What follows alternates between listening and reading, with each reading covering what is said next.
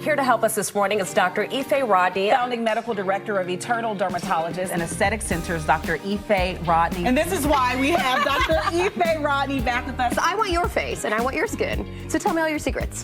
Thank you so much for having me. So first of all, as a dermatologist, I love seeing people care for their skin and their hair. But a lot of these steps are more trendy than they are actually beneficial. So the study was really interesting in that it tested 10 different samples of synthetic braiding hair, and they found heavy metals like lead and benzene, acetone, all these agents that can cause different types of cancer. Having a base tan gives you an SPF protection of about 3 or 4, which is not significant at all. So again, even with a tan, or even if you naturally have darker skin, sunscreen is still a must. First trend that has got to go is the face taping. You're starting with the gentle cleanser at night? Yes, the first step is a gentle cleanser just to remove dirt, oil, and makeup. So there's this process called skin cycling. If you're introducing new active ingredients, you can do one ingredient one night, your retinol the second night, and then take 2 nights off. So it's a chronic inflammatory skin condition, which means there's no cure and it can wax and wane throughout your life. Dr. Ife Rodney, thank you so much for all of these ideas. EternalDermatology.com. I'm also online at Dr. Ife Rodney. We're on Facebook, Instagram, everywhere.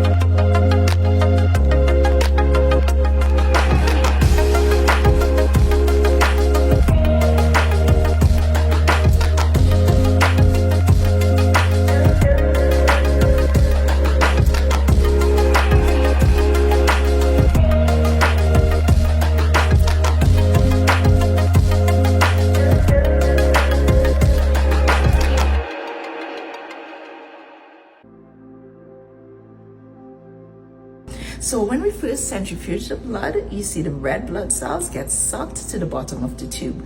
This right here is the plasma and it's yellow.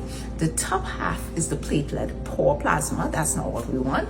And then we retain the bottom half, which is the PRP, platelet rich plasma. It's dense in platelets and all the growth factors, and that's what we inject into your scalp. Back in the social scene with the new beauty trend getting lots of attention on TikTok. We're talking about in-flight skincare, where passengers use their time at 30,000 feet to treat their skin. This is certainly a new one for me. The question, though, is this really necessary? We have dermatologist Dr. Ife Rodney here, a lovely model, Lotley here as well, our skincare pilot, though, to get us started. Definitely. Let's talk about the trend and if it should really be a thing. So what I've seen a lot of is people go to the bathroom, they cleanse their face, they apply clay mask, sheet mask, just a really complex routine, all in the bathroom, and then go back to their seats and continue on. I think it's absolutely unnecessary, and I'm going to tell you why. If it's a short flight, less than, let's say, 8 hours, you should do your routine at home, and then when you arrive at your destination, there's no need to be in the bathroom.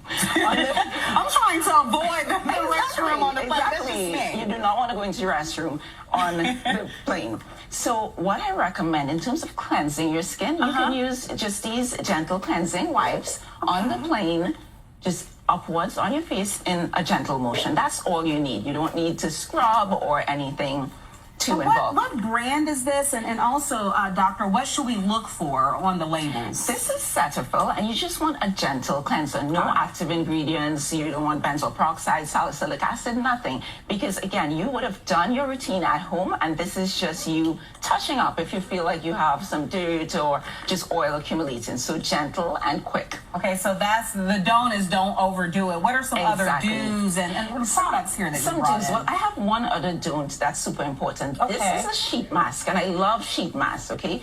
But on a plane, it gets super messy, and because the air on the plane is so dry, these tend to dry out very quickly, and it can actually irritate your skin instead of soothing or moisturizing. So I would stay away from these on the plane.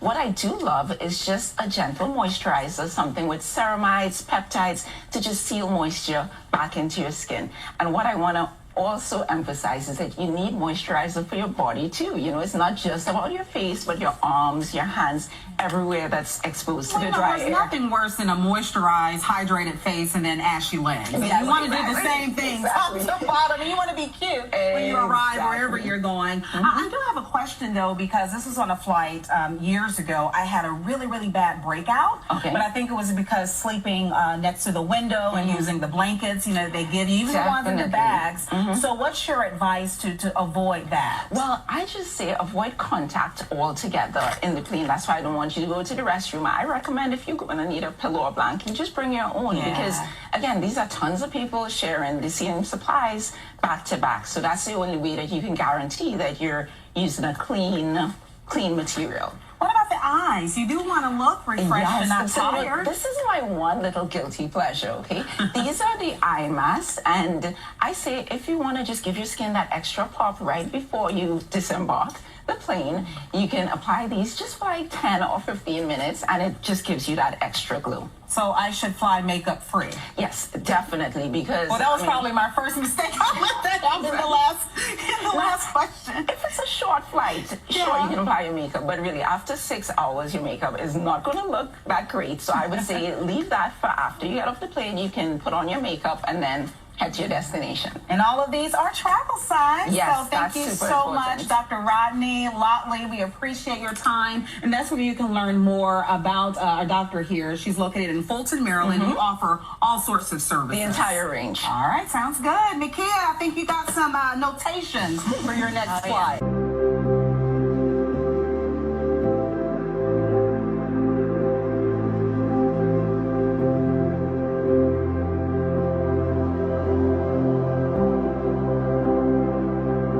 From here at Good Good day, DC. Now, while some skincare trends have proven to be game changers, others are best left in the past, meaning we're going to leave them in 2024. That's right. So which ones should we maybe embrace? Which one should we let go for good? Today, Dr. Ife Rodney joining us to sort through all the trends and get your skincare routine ready for 2025 in the new year. Man, I wish you guys could have heard us in commercial break. We had so much we were talking about. Dr. Rodney, thanks for joining us this morning. Let's talk a little bit about some of those top trends that we're leaving in 2024. Great. Well, thank you for having me. The first trend that has got to go is the face taping. So essentially, it's like little pieces of tape that you stick to your face at night to supposedly remove fine lines and wrinkles. So we do the nose area, the crow's feet, the forehead, wherever you like. Now, it's completely pointless. Well, I've heard some people say it's an alternative to Botox even. Not at all. Now, all the taping does is paralyzes your skin, just like literally when it's on there. But as soon as you take it off, all the wrinkles reappear. So while it's something fun to do, it's not effective I'm at going to all. put these in the timeout center. There you go. Sounds not fun for me. That sounds time consuming, if anything. The next one, dermaplaning at home. This is something that I myself have done, but you're saying this is something we should be leaving behind in 2024. Well, with dermaplaning, you're literally shaving your face with a tiny razor. When done by a professional, it's great, but at home, the most common issues that you get micro nicks on your skin, which can cause discoloration or even infection. And then even when done properly, you may exfoliate the skin in an uneven manner, which means your skincare will not penetrate as effectively. And the blade is very much so different than the ones you all are using in an office, at a doctor's office. So definitely don't buy this on Amazon. Don't use it at home. Well, I actually bought a few from a beauty supply store recently, but I used them on my brows in between getting my brows threaded. Is that okay? That is okay because it's a limited small area on your face, completely different from shaving your entire cheek. Gotcha. Okay.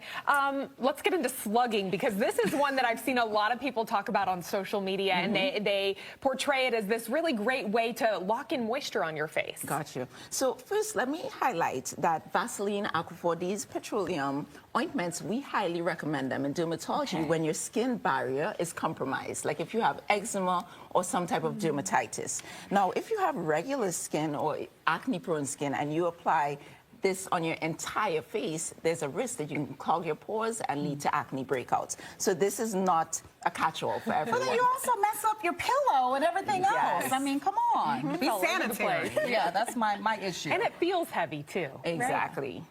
Yeah. Okay, so what are the, heatless curls? Heatless curls. I have had a struggle with heatless curls. It never ends well, so I'm looking forward to you explaining how these properly work. With a little work. practice, it's great. And we want to keep these moving forward definitely. in the new year. Okay. In my clinic, I see a lot of cases of alopecia or permanent hair loss from heat damage both to the hair and to the scalp. So these heatless curls are the answer. Now, if you have a big wedding or something, sure, you can have heat then, but on a day-to-day basis, we want to protect your hair. So I'm going to demonstrate. Here you go, Jacqueline.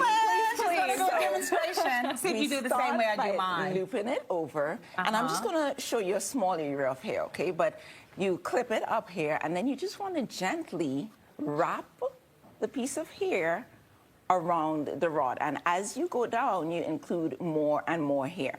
It's super soft, so when you sleep at night, it's not going to hurt.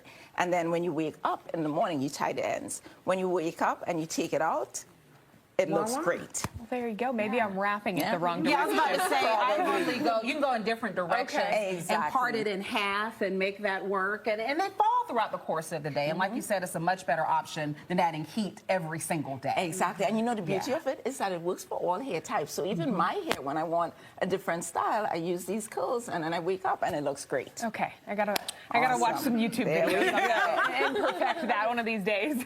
And so now, if you don't want to do curls, I always want to emphasize using some sort of protection to your hair at night. I love these bonnets because they have a wide, broad base that does not rip out your hair at night. So you don't want anything with an elastic band around the edge. Quick question. What about just having a silk or a satin pillowcase if you don't want to put anything on That is a great option too. You know, and some people roll around and the bonnets come off, but the pillowcase is just there to catch everything. Is that okay for your skin too? Not just the hair, but no, it's okay for your skin? because it reduces friction and abrasion Okay. to both your skin and your hair. Awesome. Okay, well, let's get into what is this is good that just- we are keeping for the moisture. What I'm going to say is we want to take a minimalistic approach to skincare. So we don't want a ton of different ingredients, a ton of different actives at the same time.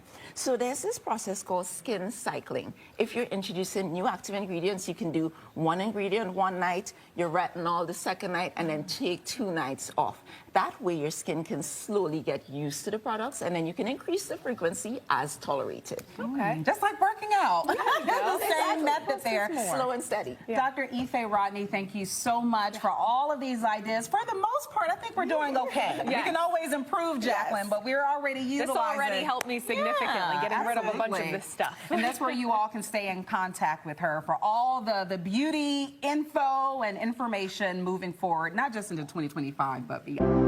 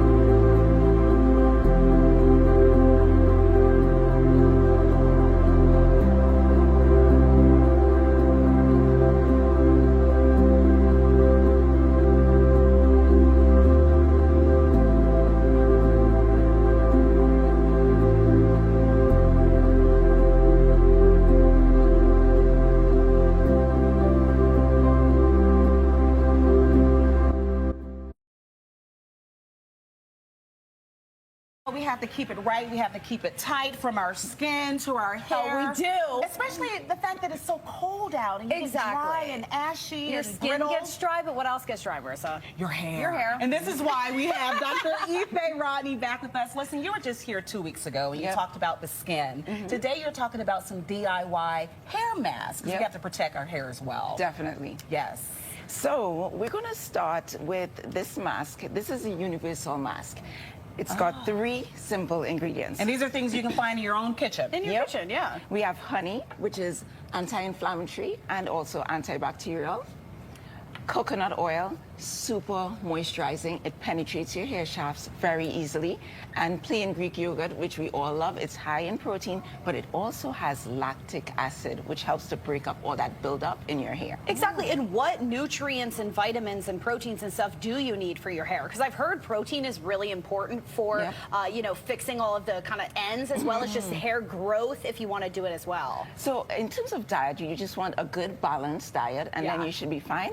When you're adding protein to your hair, any of these ingredients that are high in protein just help to seal the shafts.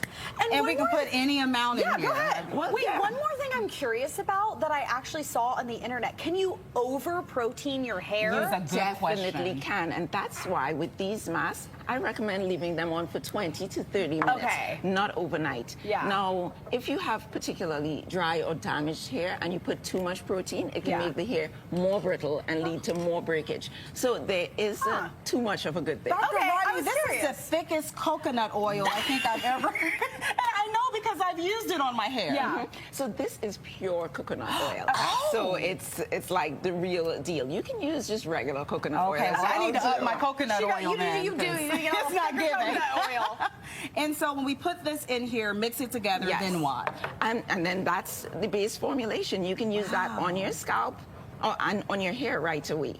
But further down, we have some other ingredients Okay, that you I'll can keep add. stirring. Get down with Annie Mae. I'll come over Based here. on the specific needs of your hair. Okay. So if you have damaged hair specifically, I love avocado because it's rich in fatty acids and egg yolk, super high in protein and also biotin. So it really helps to replace the protein that's lost from your hair. So this is one of the masks that you don't want to leave on overnight, but just for 20 or 30 minutes. And so you're applying those to the bottom of your hair, Well, I like right? to do mid-length Okay. straight down to the ends because you want to coat all of the hair. Because that's your oldest hair at the bottom, and then Exactly. obviously the newest. So on the are you top. doing these masks before or after the wash? So you can do it either way, and it depends. So if you do it before, you have to understand it may not penetrate the shaft as well. But when you shampoo it out, you know all of the product comes out. Got it. Okay, we have more too, right? Yep. If you have split ends, aloe vera gel and vitamin E are great because they really just seal the ends and seal the moisture in. And feta cheese?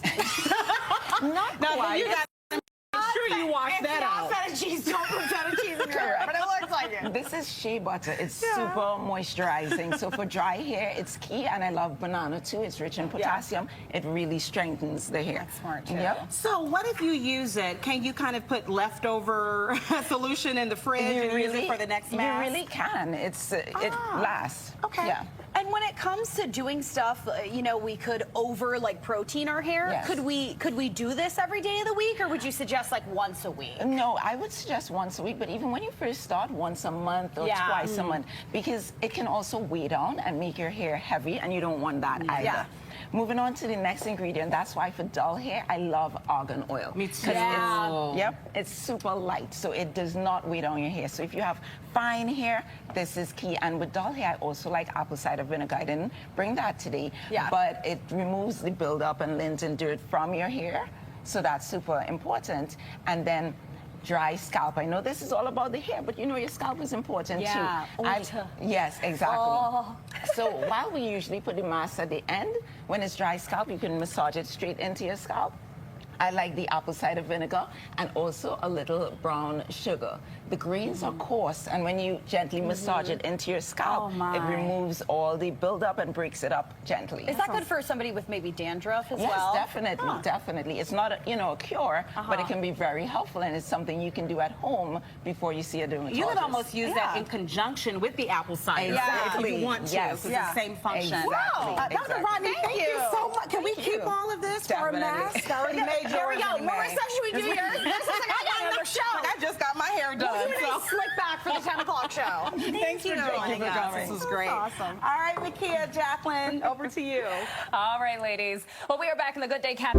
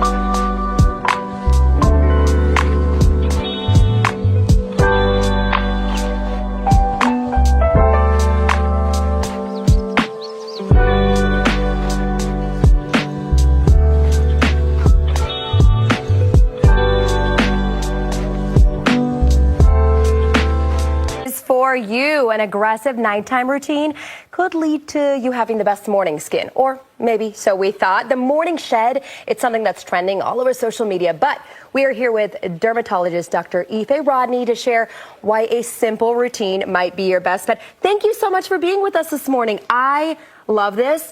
I am a total social media influenced on skincare all the time. And I walked into the green room and I have to admit, I gasped when I saw you because I want your face and I want your skin. So tell me all your secrets. Thank you so much for having me. So first of all, as a dermatologist, I love seeing people care for their skin and their hair. But a lot of these steps are more trendy than they are actually beneficial. Okay. So one of the ones I've seen quite a bit is this chin strap. You wrap it up and around your head, and it's supposed to reduce. I had never seen something like this. So these are the ear holes? Yes, exactly. Okay. And it goes all the way over, and you sleep with that the entire night, and it's supposed to help reduce the appearance of a double chin. Okay. Does this work? No, it does not work. When you first remove it in the morning, of course, your jawline is going to look snatched, your chin is going to be tight, but those effects wear away very quickly. This is like the height of consumerism, right? Basically, and it's uncomfortable as well. Right, and I see a lot of people saying, I do ugly girl things at night so I can wake up beautiful. So that's one of those things. That's definitely one of those What are things. some of the other things that you're So seeing? these are actually kind of cute. They are the eye patches and I have sheet these. masks, and they're a lot of fun to apply. But the issue is that you only really need to leave them on for 15 to maybe 40 minutes. So when you leave it on overnight, it can actually just irritate your skin. So I just ordered, because again, I saw it on social media and I was #influenced, the sheet mask that you leave on for 8 hours. Yeah. I think after 30, 40 minutes, you've gotten the maximum benefit. Okay. So I do love these, but just not as part of your overnight routine. Okay, so we don't have to put ourselves through it all night long. Correct. What about this? Now, this is a protective hair covering. I advise everyone to use these, regardless of your hair type, because first of all, it prevents friction and tangling of your hair at night. What I want to emphasize, though, is the broad, flat band right here.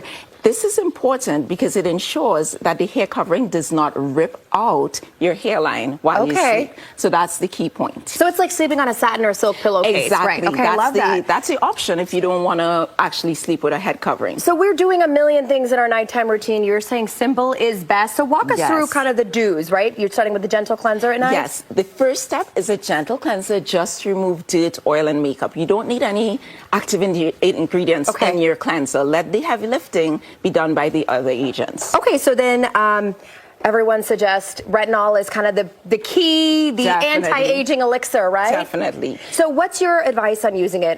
Do you space it out after your cleanser? Do you do dry skin, wet skin? On dry skin, pat dry your skin after you cleanse, and then you apply the retinol serum. That's the most important thing that you can do for your skin.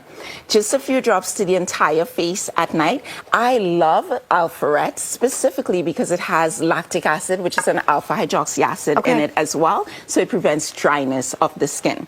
And a lot of people have reactions to retinol. I know if I start it, your skin kind of gets worse before it gets better. Stick with it maybe, or definitely skip days? stick with it. But what I tell my patients is that just use less. You only need a few drops for your entire face. If it's still too irritating, then you can use it every other night. We're in the habit of thinking more is better, right? No. And then finish it off with a moisturizer? So actually, I don't like to use a moisturizer at the same time on the same night as the retinol. So on the nights when you do not use the retinol, that's when you can focus on a moisturizer. Any ingredients you want the moisturizer to have, or just simple is best? Simple, but hyaluronic acid, ceramides, anything that can draw moisture into your skin to help seal it in overnight. All right, last thing, eye cream. Do we need it? Do we not need it? I hear both ways. So you don't actually need an eye cream, but if you have a specific eye concern, like dark circles or puffiness, then you can choose an eye cream targeted to that concern. I specifically love the DEJ eye cream by Revision, specifically because of the applicator wand. So it makes it really seamless. You pump here and you glide it along your eyelid so you can get it as close to the eye margin as possible while not getting it into your eye. Not going to help these checked bags under my eyes, but anything, we'll take anything. Dr. Rodney, thank you so much for breaking it down for us. Don't always believe everything you see on social media. Go to the professionals. Thank you so much. Stephen, I'm going to get you some of this eye cream over here. Rosacea Awareness Month. And if you don't know what that is, the chronic skin condition affects millions worldwide, and it can also have a big impact on one's confidence and quality of life. So, what exactly causes it, and how can you manage those flare-ups? Well, here to help us this morning is Dr. Ife Rodney of the Eternal Dermatology and Aesthetics Center. And Dr. Rodney, good to have you. Thank you so much for having me. I've learned so much already during a commercial break just talking to you. For those who have never heard of rosacea, describe what it is. So it's a chronic inflammatory skin condition, which means there's no cure and it can wax and wane throughout your life. It usually presents with redness, bumps, papules, pustules on your skin. It can even affect the eyes or cause thickened skin on your nose. And this can be confused with some other conditions. You say it's not always easily diagnosed. Well, yes, definitely, and especially in brown skin types, the redness that's classic for rosacea is not as obvious. So it's often misdiagnosed as acne, and that's why I think it seems like it's not commonly seen in Black people, but I think it's more common than we actually know. Okay, so tell me, does it itch? How does it feel? How do you know you have it? Itchy, burny. Your skin may feel tight or just irritated, or you may just see the bumps. It really varies. And when it affects the eyes, you get dry eyes, a gritty sensation like there's something in your eyes. So how can you treat it? What do you do if you see this? So the first step at home, you want to practice gentle skincare, like a gentle cleanser, hyaluronic acid serums, a moisturizer with sunscreen. You don't want to have a bunch of harsh ingredients on your skin. You don't want to scrub. Gentle skincare is the key. The other thing is that each individual may have their own trigger. It can be drinking alcohol or warm weather or exercise or spicy foods. So paying attention to what makes your rosacea flare and avoiding it is key. Let me ask you, how often are you seeing this and who? So I see rosacea every single day in my clinic, and I see it in, I would say, people mid-30s, 40s, 50s, and all skin types, light skin, dark skin, in between, everyone. Do we know what causes it, or is there any kind of idea? I know it can be a range of things. There is a mite called Demodex that lives normally in our follicles, and studies show that it may be overgrown in the skin of people with rosacea. So that's one angle. And then, of course, the triggers somehow leads to this inflammatory or immune response. Now, at what point do we pick up the phone and we call Dr. Ife Rodney? So if you've done all the gentle skincare at home and you've tried to identify your triggers, but your rosacea continues, then you should definitely see a dermatologist, because there's lots of things from prescription medications and also in-office procedures that we can do to manage your symptoms and also improve the appearance of your skin. What are some of those procedures? So one procedure I want to start with is called IPL. It's a broad light energy. The reason why I'm speaking of this is everyone knows IPL is great for rosacea, but it's not good for brown and dark skin types. So that's the first very important key. Other procedures that we love include laser genesis, where a gentle laser is glided over the skin and targets the collagen level to stimulate collagen, shrink your pores, and it may also kill some of the mites in the pores. And then superficial chemical peels. Those are my absolute favorite, specifically with mandelic acid as the active ingredient. This is a lighter, gentler acid that's not as irritating to the skin, but can also turn over the skin cells. So if you do opt to get one of those treatments, how long will it last before you need to consider more? So it varies from person to person. I don't recommend doing them more often than once a month, and it can be up to 3 months or 6 months. But remember, you're not doing the procedures alone. You're using it along with the prescription medications that your dermatologist would recommend to keep the rosacea at bay. Very interesting stuff here, Dr. Rodney. How can people get in contact with you in your office? So we are located in Fulton, Maryland. You can visit our website. That's www.eternaldermatology.com. I'm also online at Dr. Ife Rodney, and we're on Facebook, Instagram, everywhere. All right, absolutely love it. And for those, just to kind of put the location in perspective, not too far from Columbia or Laurel. About 5 minutes. Exactly. All right, thank you so much, Dr. Rodney. I learned so much from you. Appreciate it.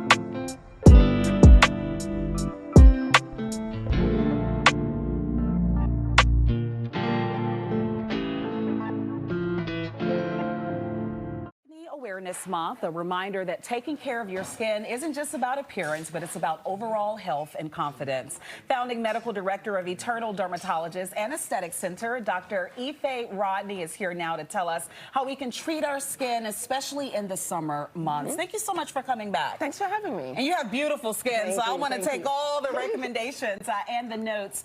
Let's begin. All morning, we've been talking about acne as well as hyperpigmentation.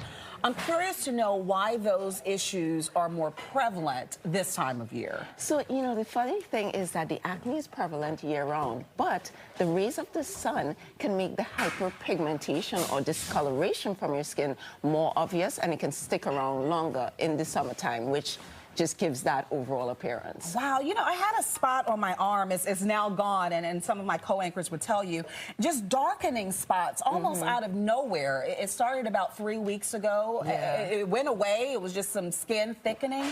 Why do you think that is? Could it have been heat? So you may have had some sort of inflammation on the skin. It could be eczema, it could be a ruptured follicle, and then those inflamed cells just respond more actively to sunlight. So then you get the hyperpigmentation or dark spots after, and then that could take weeks to sometimes months to fade. Wow, so the summer heat just exacerbates whatever's happening. So I see you brought some products here. Walk us through. So this is a salicylic acid wash. You can get it over the counter, and it's great for acne-prone skin just to help keep the acne at bay. It's gentle and moisturizing as well. And then this is one of my favorite moisturizers with SPF, especially in brown skin. SPF is key to prevent the hyperpigmentation. Now, everyone should wear their sunscreen, but it's especially good at preventing dark spots. When it comes to products, and I know you said this is gentle with salicylic acid, what about benzoyl peroxide, some of these other ingredients? So I love benzoyl peroxide as well for acne. Now, the key, sometimes people think they need to scrub their skin to get it all super clean. I'm people. That is not the right way to go, because then you just irritate and inflame the skin more. So the active ingredients like benzoyl peroxide, salicylic acid, they're great. But so you just want a gentle cleanse at it. You massage and then rinse off. A little goes a long way. Exactly. Do you want to use benzoyl peroxide washes daily or spread it out? I would start with 3 times a week and then gradually increase as your skin tolerates. Okay, now what is this little instrument here? This is my favorite little tool. It's a microneedling pen, and we use it to treat acne scarring, like the textural changes in your skin. So when we turn it on, you see buzz, the little needles go into your skin, prick the collagen to stimulate your body to produce fresh new collagen. That helps to even out your tone and texture of the skin, as well as the ice pick acne scars, and reduces pore size. So this is one of the most popular treatments at my office. I was about to say, it's definitely having a moment. You said prick. How painful is it? We put a numbing cream on your skin for about 30 minutes before, so it's a very comfortable procedure. I actually enjoy it. I'm not supposed to say that I enjoy What it. about downtime? You may have a day or so of redness. Now, it depends on how aggressively we treat. You can have just a little redness, or you can have some bleeding that can last a few days. Your dermatologist will decide how aggressive we need to go. I see here you have effective at-home treatments. Yes. What can we do to keep up with the work that you do, or to start something fresh on our own? Well, definitely the gentle cleansers, moisturizer with SPF. I also like vitamin C serums every morning. This is when your acne is under control. A vitamin C serum is great because it helps, it's an antioxidant, and also helps to prevent discoloration of your skin too. But if you have more severe acne, then you should just see a dermatologist, because there are a lot of good prescription medications that can get it all cleared up. You definitely don't want it to spread. I know I had issues with my scalp, and then it spread to my neck, and it became a whole thing. Exactly. And the thing too is, when the acne gets really bad and cystic, then you get these scars. Yep. And the scars can last for years or forever, and that's what we want to prevent. And then you need the microneedling. Exactly. To take Exactly. care of That's the when you come scars. in and get this done. Listen, for the past few days, we've been reminding our viewers to get SPF and make sure you wear your sunscreen. Yes. Is it better to have the spray, the lotion? What's the best form of protection? The form of the sunscreen doesn't matter. What matters is that you reapply it. And that's that where part. a lot of people slip. It's only good for about 2 hours. So let's say you put it on in the morning, you want to reapply it at lunchtime before you go out.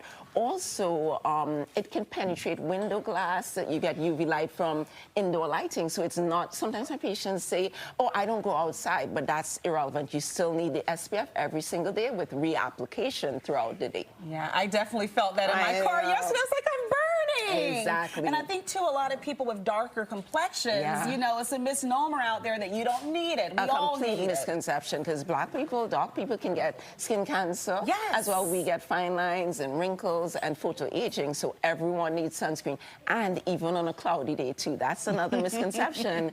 The clouds do not block out all of the harmful rays of the sun. So every day, rain or shine. And finally, drink lots of water. It's good to keep your entire body hydrated, For a including your variety skin, of reasons. your largest organ. Exactly. So. Yep, All right, every well, day. Dr. Ife Rodney, thank you so much Thanks for for having joining me. us and bringing the products and talking us through how to take the best care of our skin. We appreciate you, and that's where you all can stay connected to her and her practice. Thanks for coming. Thank you. It is.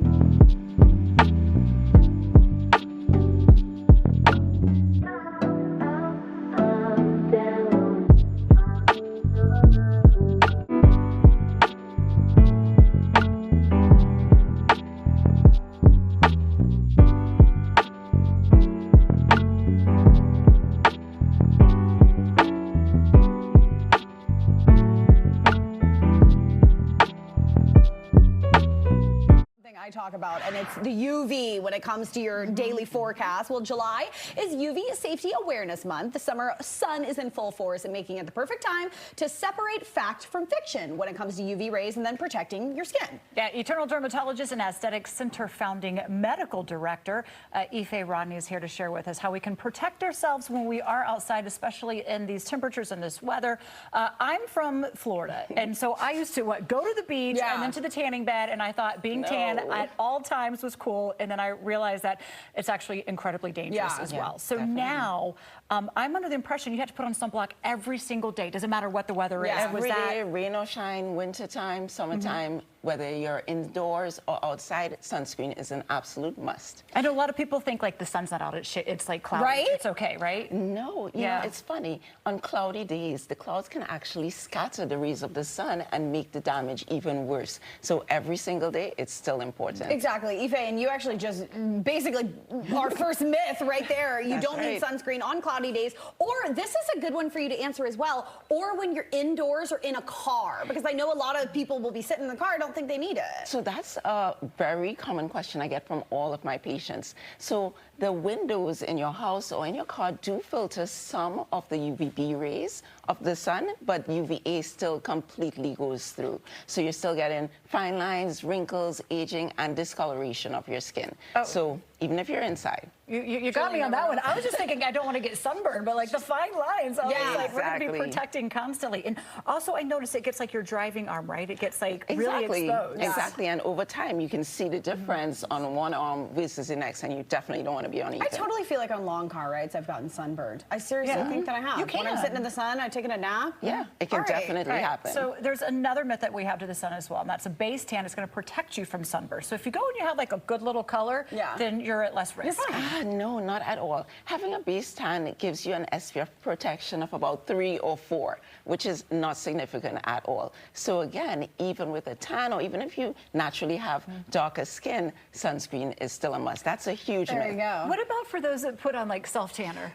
Okay, this is Annie Mae's myth that I don't really want you to bust, because this is gonna bust my entire life. If you have that base tan of a self-tan on, obviously everybody knows I say it literally every day that I put lotion on to tan myself. Does that give you a base layer? It does not give you any protection at all. So if you like how it looks, sure, but you still have to put your sunscreen on top of it. Is that going to be better for you than basically doing something like a tanning bed, sitting out and absolutely cooking on the roof or wherever you're? Yes, because the tanning beds actually expose your skin to additional UV rays, and that's definitely not what you want. Okay, so we kind of basically talked about the people with darker skin don't necessarily, we talked about how they do need a sun protection. Yes. So we'll go ahead and move on to number 4 there. You need to get lots of sun if you want to get enough vitamin D. That's a huge myth. Now, if you're out in the sun for 2 to 3 minutes, your face and arms alone exposed, you get enough vitamin D for the day. So that's not going to be an issue. Also, you can get your vitamin D from your foods. Yeah. So that's not a reason to expose your skin to unnecessary sun. You have a couple of products here. How often would you recommend somebody like putting it on, and then maybe when is the time to reapply? Okay, that is very important too. Many of my patients say, I wear sunscreen every day, I put it on in the morning. That is not enough. In about 2 hours, the effects wear off. 2 hours? Yep. Yeah. So if you're going out for a mid-morning snack or lunch, or, you know, throughout the day, you have to reapply. And if you're sweating at the gym, at the pool, then it's actually every 40 minutes. So it's much more than people realize. So water resistant isn't necessarily as water resistant as we think? Water resistant can be helpful, but I definitely still say 40 minutes. Because you don't want to take the chance and then get burnt. I know a lot of people too, they kind of have made that, it's been a thing now to basically make that part of your like morning routine, your makeup routine. Definitely. How good is that for you to just be able to go on with your day with putting it under your makeup? Yeah, no, that's great. That can be the first layer. I like to use a moisturizer with SPF in it. Okay. So it's not that you have to apply 2 different products, it's one. And then you can put your makeup on top of it. And then there are even some powder makeups where it's powder, but it's also additional SPF protection that you can just brush on during the daytime. Well, I did start. I'm from Florida, and I used to worship the sun, and then I had basal cell carcinoma, and it was terrible because it was on my face, and it created like this 3-inch gash. Yeah. But now I'm very alert to what it is to make sure that I'm with it, but I don't go anywhere without sunblock. Definitely. And you know, the thing about skin cancers, it's a cumulative effect of sun exposure. Yeah. So See, I'm nervous. not just, you know, the past 5 years, but from childhood through the decades. All right, Efe, thank you so much for joining us. Yeah, thanks for That having was me. so, you know what? This is so informative. Thank you so much. Mikia, over to you.